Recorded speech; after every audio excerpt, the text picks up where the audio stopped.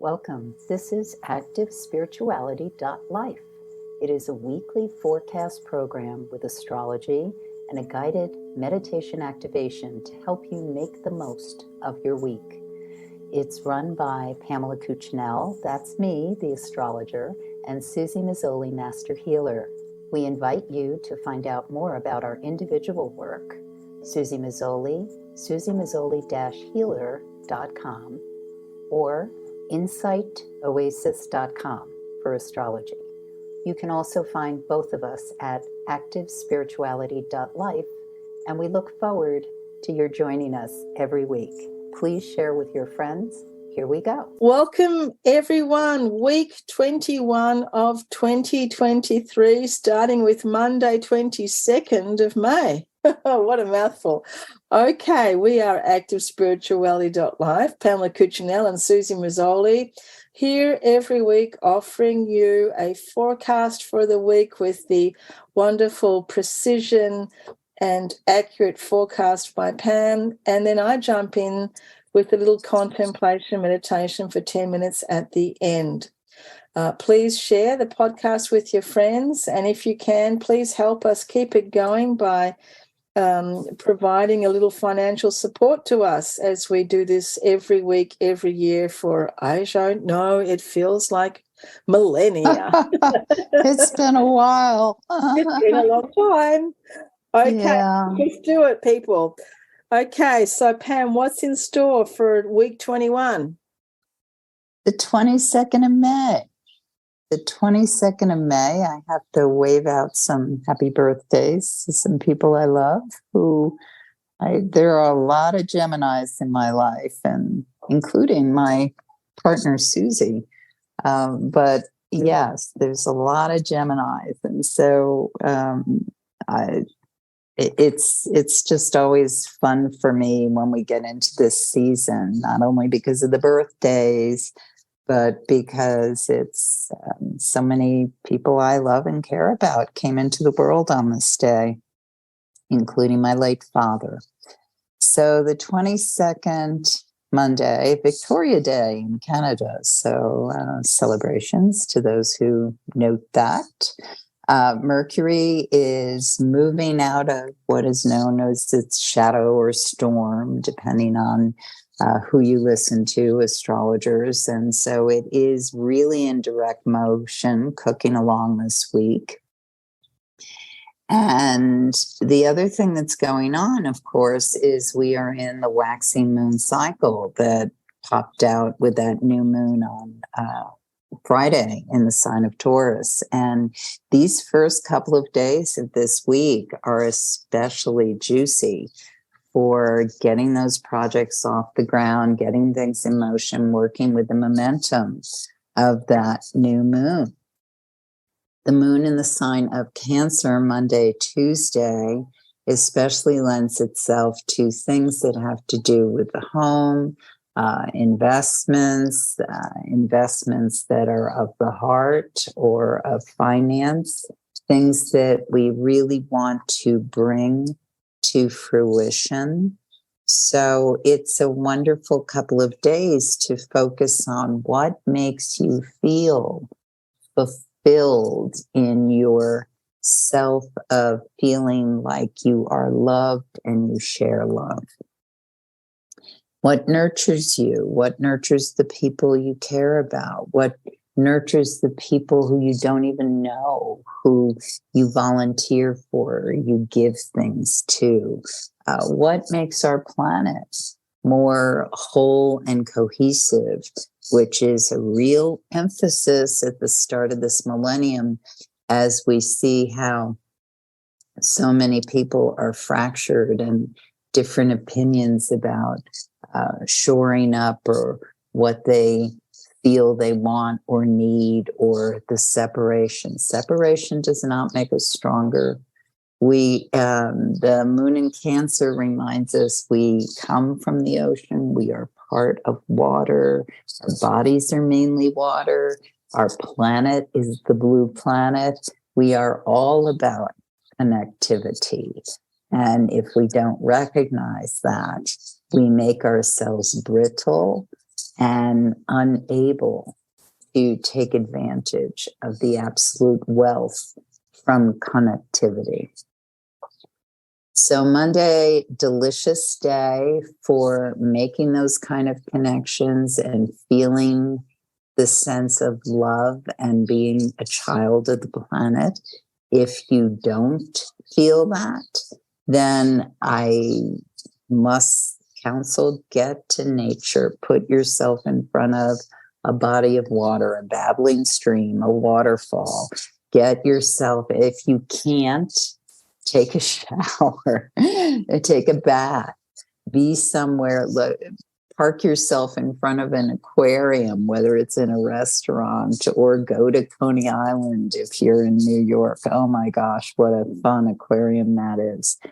Look at the polar bears in the Central Park Zoo, or the penguins, or go to the Bronx Zoo. Be somewhere where you see the play and the splash of water. So overall, I think this is a great day. It is a sparkling kind of day for those of us who feel that connectivity, who enjoy sitting down for a meal, tea, coffee with friends, getting that sense of breaking bread and being a part of. And if you don't feel that, then this is a day and tomorrow to ask yourself, how can I get more of that in my life? How can I find ways to feel a bit more connected? Pick up the phone. Oh my God, remember the phone? Remember when people used to talk to one another?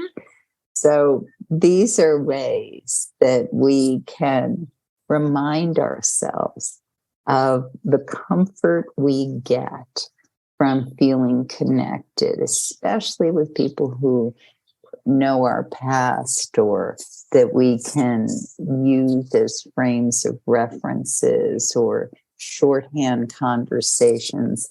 This is very invigorating to have that reminder in your life. Take out photographs if you've lost people. Do things that allow you to feel that sense of connectivity, because from that well, we are able to create more.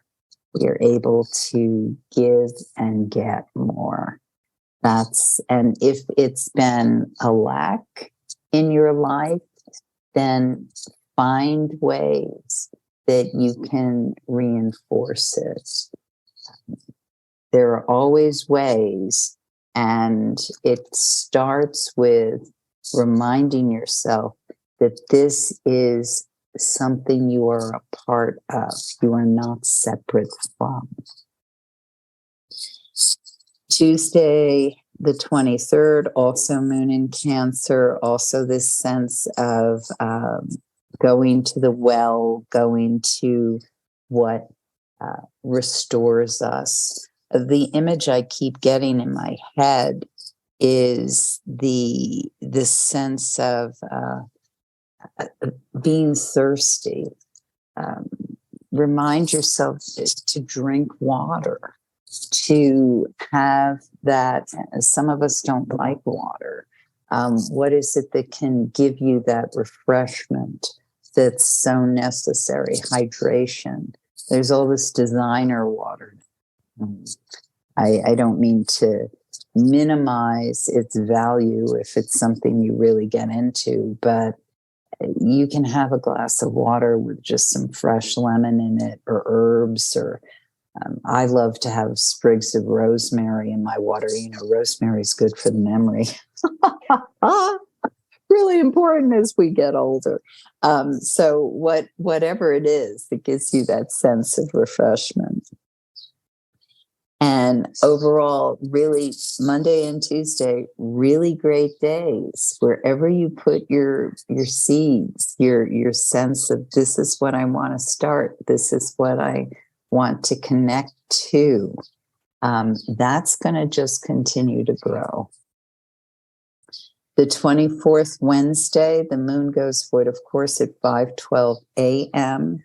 And then it doesn't enter Leo until 10:35 a.m. So when it's void, of course, in the sign of Cancer, that's a really good morning to just continue to let yourself refresh, connect.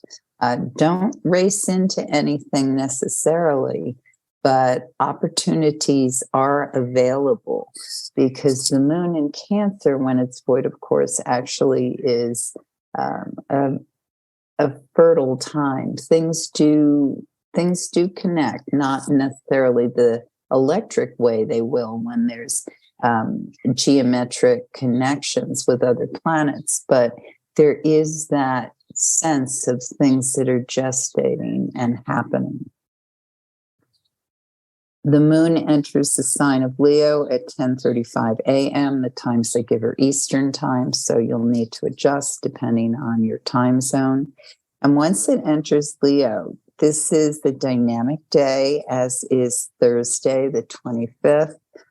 We want to play, we want to do things, we want to take action.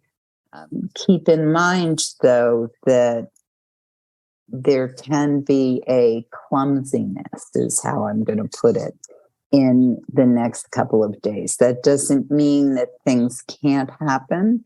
It just means that some of us may be moving faster or get disrupted by what we were intending to do. So it's not necessarily a bad thing, but the important thing to keep in mind over Wednesday and Thursday is that if you have tasks that really must be accomplished, prioritize them and stay on top of them. If you're going to let yourself be derailed or detoured, make sure you have wiggle room with whatever those things are to pick them up and complete them at another point in time. Because there will be distractions, things that come up, and it's okay to move into something else if that's timing wise what is calling to you. But you don't want it to totally disrupt something that's important to make happen. So if you're listening to this in advance, which ideally you are, then it would be really good to get those important things done Monday, Tuesday, knowing that Wednesday, Thursday, there can be things that kind of, hey, look at this, or let's go here, or wait a minute, I need you to do that. It's just good to be aware of that. So the moon goes void, of course, at 2:38 a.m. on Friday the 26th, and it enters the sign of Virgo not until 11:05 p.m. that evening. So that's a void, of course, moon in the sign of Leo, basically all day on Friday. Now, what that means is that this can be a really fun day. Just don't expect any follow through. So one example that always comes in my mind when I think of a day like today is I went to a luncheon this years and years ago, went to a luncheon. A friend was trying to put together, she had an idea of a pitch for some television program or something. And so it was a luncheon that was filmed with a bunch of us who were having some sort of discussion. And I had a great time, met very interesting women who I have never seen again, except for the friend who invited me, even though there was all this talk about, oh, we'll get together, we'll have this, we'll have that.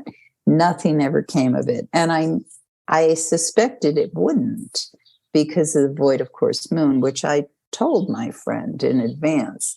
But she wanted to schedule it when she wanted to schedule it. The other piece about this story that's good to know, but I wouldn't bank on it all the time, is that I realized oh my gosh, I'm a half an hour beyond my parking space with my meter. But as I was heading towards it, I was thinking, well, the odds are with a void of course moon that I did not get a ticket, and I did not.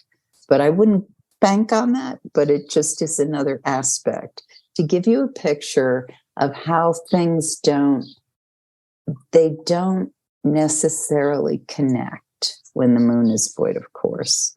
And that's because there is not really the emotional investment that allows the follow through. Doesn't mean that the women I met that day, we didn't have those lovely connections, but it just wasn't enough glue to give us reasons to reconnect.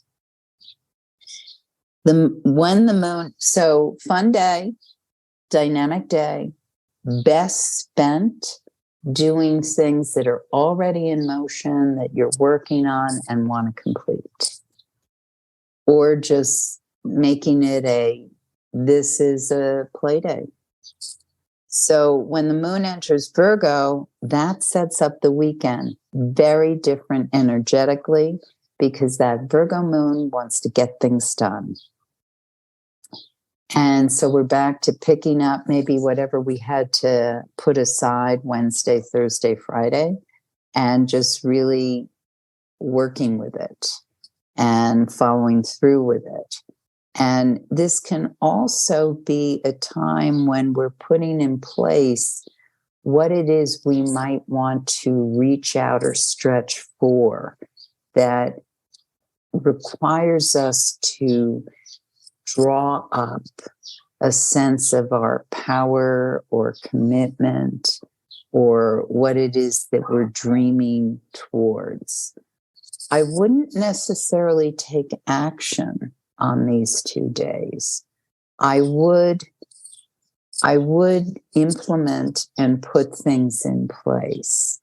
I certainly would do anything that was therapeutic and healing, because those are things that are going to restore, regenerate, and give us whatever it is we need as we get into the following week that might have more to do with actually being able to put things in motion, move forward with the thrust as we go towards the full moon that happens late next week.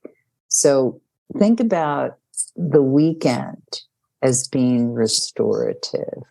What can you do to be putting things in place, laying down foundations, doing things that are healing, being in nature? Oh my gosh, so therapeutic. Actually, as I'm reading this and thinking about this week, I'm very excited because I will be in nature these days. So yahoo. And that'll be great. And now I turn it over to my dear friend, Suzy.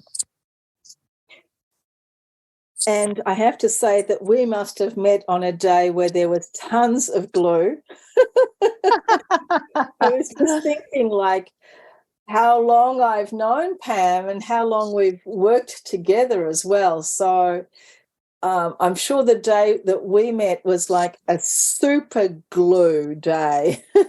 I'm sure it was. I remember vividly when you walked in and I saw you, but do I have the date other than the year? No, I don't. Wow, So amazing. A lot was going on in my life at that point in time. I'm much better now. It's sort of writing down dates and times when I meet people. But at that point, it was just, I had a store. It was like people were walking in all the time. So it was boom, boom, boom. But anyway. Well, that's an interesting process just to even think about, that you write down when you met people on certain days, like people absolutely diaries and things. Yeah. Amazing. Absolutely. Yeah, it is. It is. So that's one reason why when astrologers plan their conferences or whatever, there always, well, I'm not even going to bother reaching out at this point in time. And oh, that's really hot time. Let's see how many people I can meet then. Which is one of the reasons to work with Pam, is so that you can plan things for your best success. So there you go. Give Pam a call. And if you need a bit of emotional, physical help along the way, give me a call. Okay, Indeed. let's jump into our meditation. I invite everyone to find that place of peace and find that place of quiet, as our brains have just been like highly stimulated by Pam and the discussion. Let's just like pull it all back for a few moments and take a deep breath and feel that energy quietening down. It's always so good to quieten down for a few moments. Taking a few deeper breaths, allowing yourself just to stop everything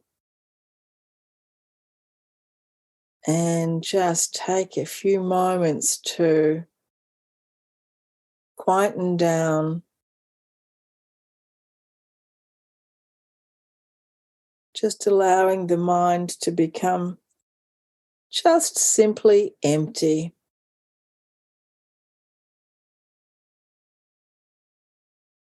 And we take a little moment to reset or recalibrate, no matter where we are in our day.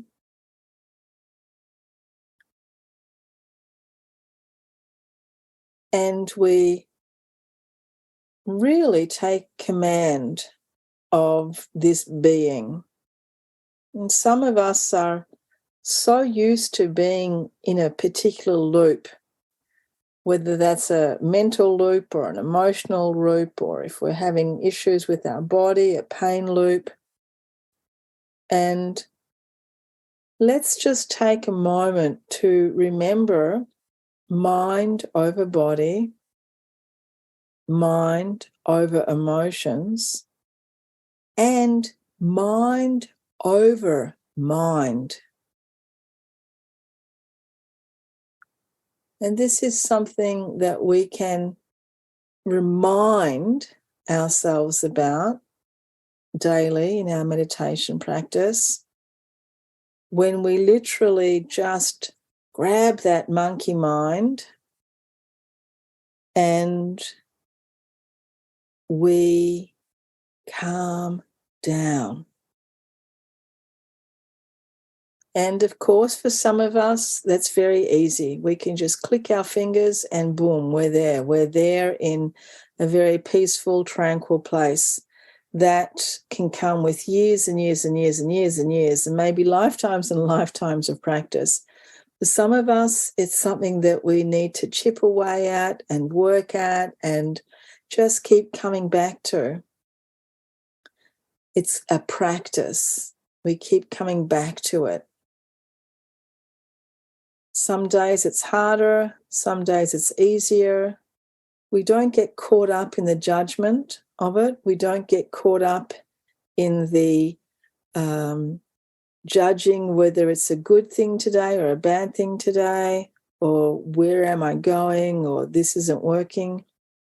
We just persist at sitting quietly and emptying the mind. And we can develop all sorts of nice little visuals to help us along the way if they're helpful. One of the ways we can do it is visualize that you have a bathtub full of water. This is the mind full of thoughts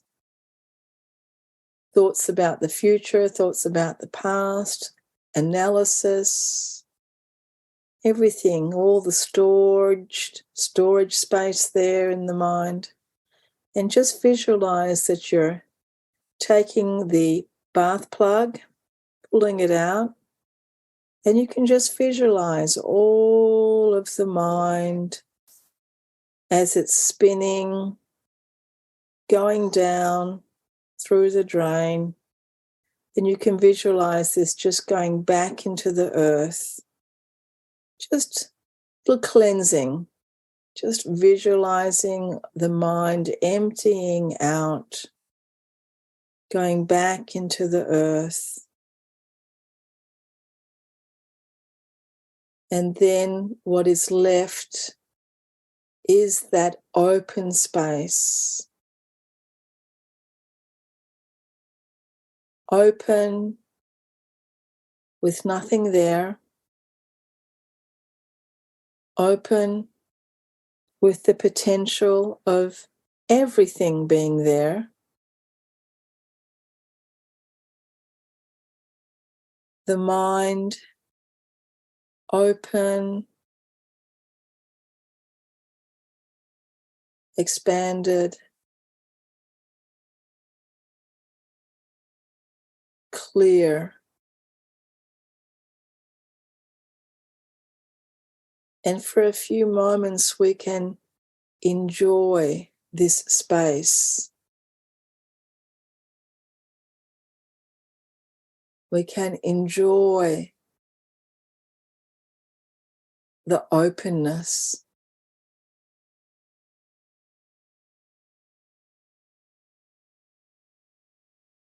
Enjoy that freedom.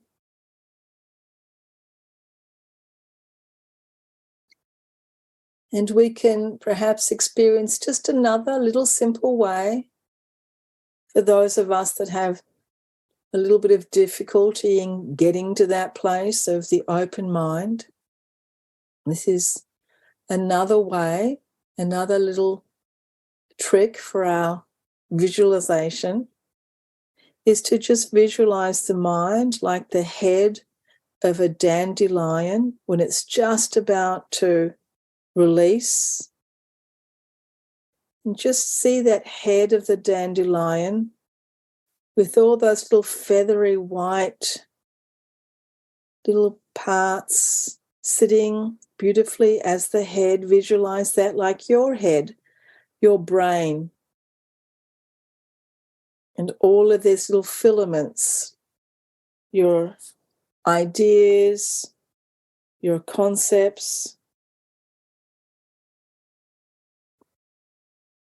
And then just with that gentle breeze, the dandelion releases and all of these little filaments reaching up, blowing away in the wind.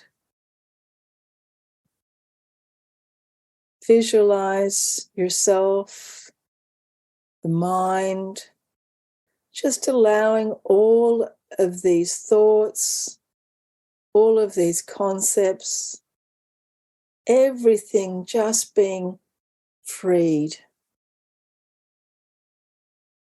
And there is space, complete space.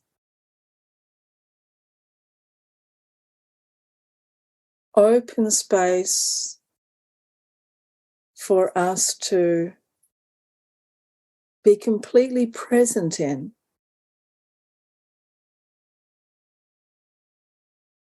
Open space where we are not confined by the ideas of what we are, what the world is, ideas about existence.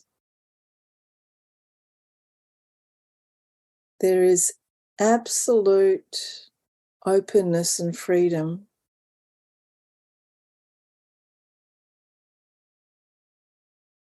And in this space, in this open space, we experience the unlimitedness, unbounded mind. And as we take a few deeper breaths, and gently become more aware of ourselves, of our body. As we gently open our eyes, we bring this freedom, this openness, this expandedness into this present moment.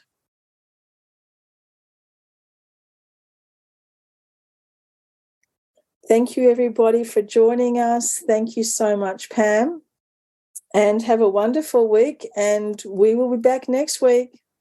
Love now. You have been listening to Suzy Meszoly and Pamela Cucinell of ActiveSpirituality.life. If you've enjoyed this program, consider a donation. You can find the link for that, ActiveSpirituality.life. Regardless, we look forward to having you join us again for next week's podcast. Please share and have a great week.